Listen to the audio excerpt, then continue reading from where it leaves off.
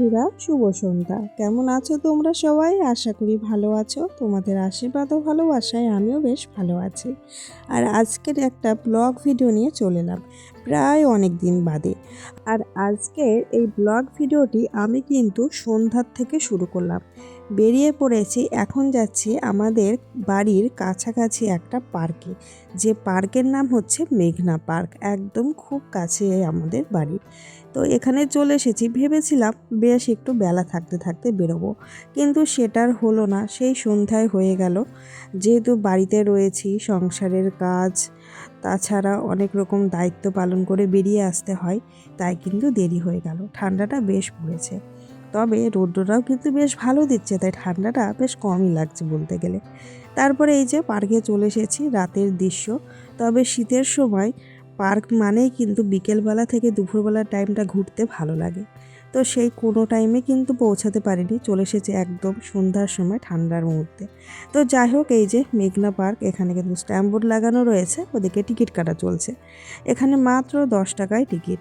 তুমি যতক্ষণ থাকতে পারো, সারাদিনও থাকতে পারো। একবার ঢুকলে এখানে সমস্ত রকম খাবার, ঘোরা, জলের ব্যবস্থা, রেস্টুরেন্ট সমস্ত কিছুই রয়েছে। আর এই পার্কটি খুব সুন্দর। 10 টাকায় এত সুন্দর পার্ক, এমনকি ঘোরা, বসার সমস্ত রকম জায়গা রয়েছে। মাঝে রয়েছে একটা বড় পুকুর। এমনকি আজ থেকে 1 বছর আগে কিন্তু এই পার্কের একটা ভিডিও আমার চ্যানেলে দেওয়া রয়েছে। সেদিনও এই পার্কে ঘুরতে এসেছিলাম, তবে এসেছিলাম বিকেলে ফ্যামিলি সহ। আর কিছু কিছু ভিডিও ক্লিপ নিয়ে সেই ভিডিওর মধ্যে কিন্তু দেওয়া হয়েছে।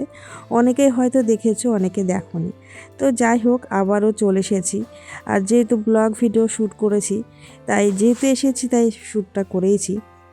তো যাই হোক, 2 ছানাকে নিয়ে সামনের দিকে এগিয়ে চলেছি। রাতের দৃশ্য, চারিদিকে আলো ঝলমলে পরিবেশ, আর চারিদিকে সবুজ গাছ, দেখতে খুব সুন্দর লাগছে। ইচ্ছে ছিল দিনে আসবো, দিনের পরিবেশটা দেখবো, সেটা হলো না। আবারও আসার ইচ্ছে রয়েছে। আসলে অবশ্যই আবারও তোমাদেরকে দেখাবো, তোমাদেরকেও ঘুরে দেখানোর চেষ্টা করব। তো তারপরে এই যে ফটো তোলা হচ্ছিল, তো আমি বলছিলাম ফটো তুলতে, ও আবার দেখছি ভিডিও করেছে। তো যাই হোক, ভিডিওটা ডিলিট না করে তোমাদের মাঝে আর কি শেয়ার করে দিলাম। আমার সাথে কিন্তু ছানারা ফটো তুলতে ব্যস্ত, মানে ফটো তুলতে ভালোবাসি। ফটো, ভিডিও, যে কোনো শর্ট ভিডিও বলো, আমি এগুলো পছন্দ করি, আমার খুব ভালো লাগে। আমি যেখানে যাই যতটা পারি মানে চেষ্টা করি সবটা করার, দুটো বাচ্চাকে নিয়ে আর কি। তো আমার সোনারাও কিন্তু সাথ দিয়েছে। তো দেখতে পাচ্ছ, সোনারাও কিন্তু আসছে। ওদের পাপা কিন্তু মাম্মার জুতোটাকে ঠিক করিয়ে দিচ্ছিল আর কি। তো তারপরে রাতের দৃশ্যটা দেখো, খুব সুন্দর। মাঝে ওই যে পুকুর রয়েছে, পুকুরের মাঝে কিন্তু লাইট রয়েছে, ফুল গাছ রয়েছে, মানে খুবই সুন্দর। রাতে খুব একটা ভালো মনে হচ্ছে, বোঝাও যাচ্ছে না। দিনে আসলে কিন্তু পরিবেশটা বেশ ভালোভাবে বোঝানো যেত। এরপর এই যে পুকুরের মাঝখানে যাবার জন্য এখানে একটা বাঁশ দিয়ে ব্রিজ তৈরি করা রয়েছে। সেই ব্রিজের উপর দিয়ে কিন্তু আমরা ওই যে পুকুরের মাঝখানে যাচ্ছি। এখান থেকে কিন্তু দেখতেই পাচ্ছ জলটা একদম সবুজ জল, আর দেখো কত ফুল গাছ লাগানো। খুব সুন্দর একটা জায়গা।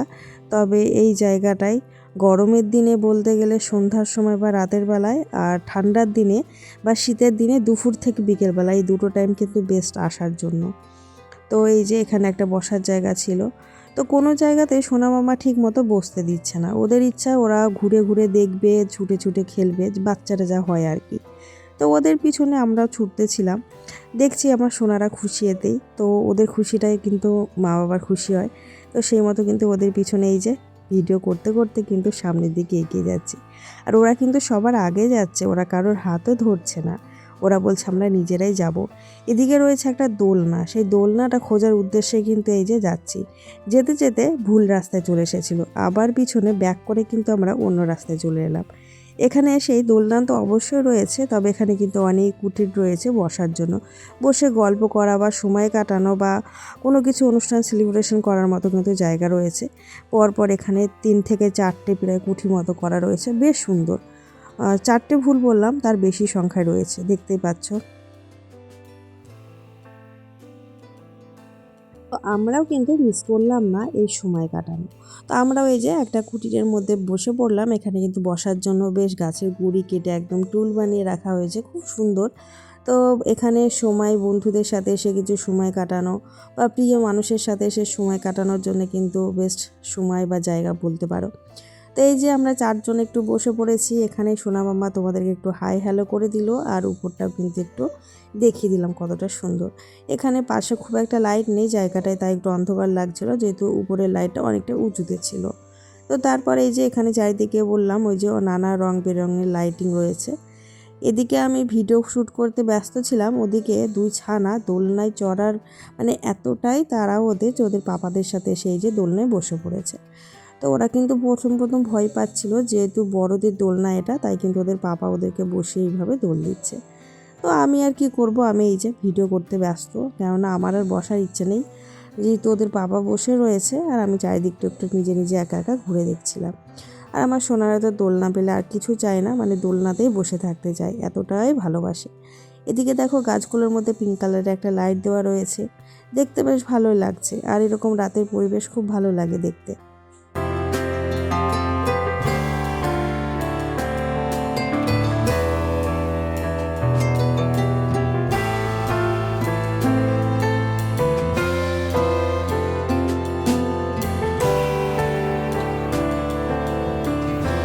দোলনার থেকে নেমে পড়েছি, এখন আমরা যাচ্ছি এর ভিতরে কিন্তু একটা রেস্টুরেন্ট বা ক্যাফে আছে।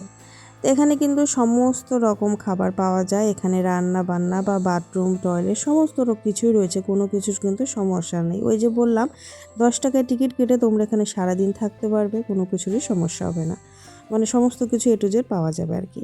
তো এই যে আমরা কিন্তু ক্যাফের ভিতরে চলে এসেছি, তো ভেবেছি এখানে কিছু একটা খাবো।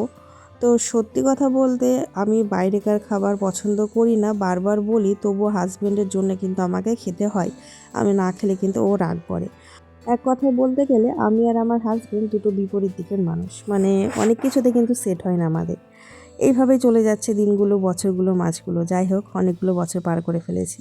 তো এখানে কিন্তু খাবার অর্ডার দেওয়ার জন্য ও খুঁজছে কী খাবো এরকম একটা ব্যাপার, আর নতুন নতুন জিনিস খেতে খুব পছন্দ করে। এরই মধ্যে কিন্তু অর্ডার দেওয়া হয়েছিল, এখানে হচ্ছে বাটার নান, তার সাথে এখানে হচ্ছে এই যে ফিশ ফ্রাই, আর ওদিকে ছিল চিকেন রেজালা।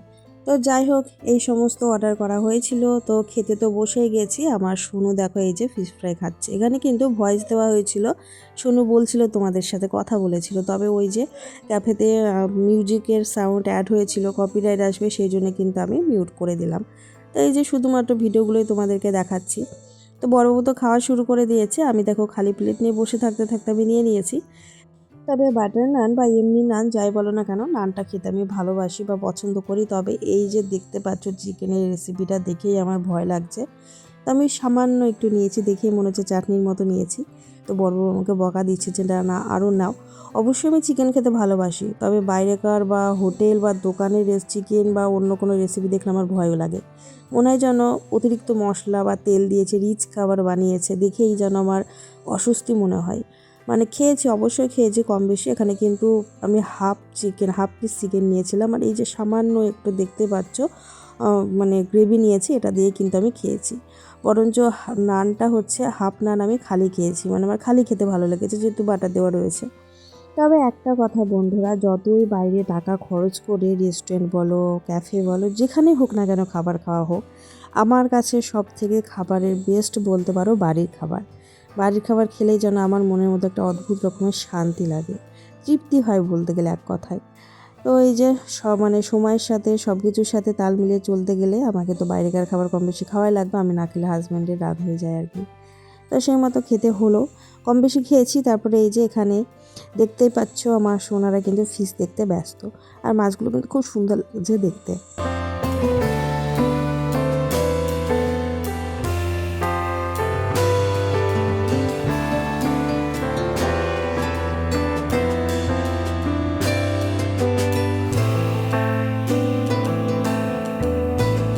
তো বন্ধুরা অনেক তো খাওয়া দাওয়া হয়েছে, আবারও কিন্তু বেরিয়ে পড়েছে। আর আমার ছানারা তো প্রচণ্ড খুশি, মানে ওরা একবার এদিকে যাচ্ছে একবার ওদিকে যাচ্ছে, তারপরে হচ্ছে নিজেদের মতো খোলামেলা জায়গা পেয়েছে, খুব খুশি হয়েছে ওরা।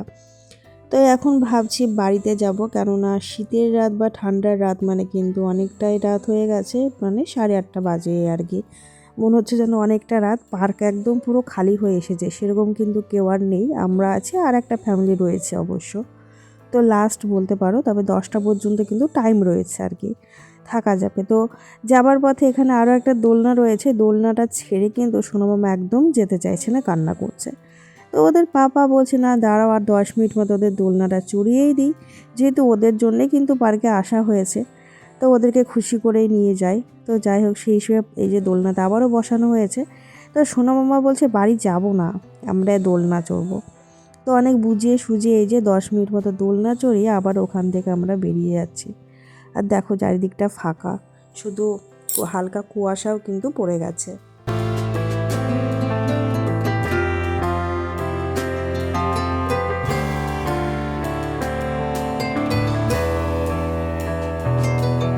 তো বন্ধুরা অনেক ঘোরাঘুরি হলো, আর আজকের এই পার্কের ভিডিও, ঘোরাঘুরির ভিডিও আমাদের কেমন লাগে অবশ্যই কমেন্টে জানাবে। যদি ভালো লেগে থাকে like comment share and subscribe করে পাশে থেকে যাবে। টাটা বন্ধুরা।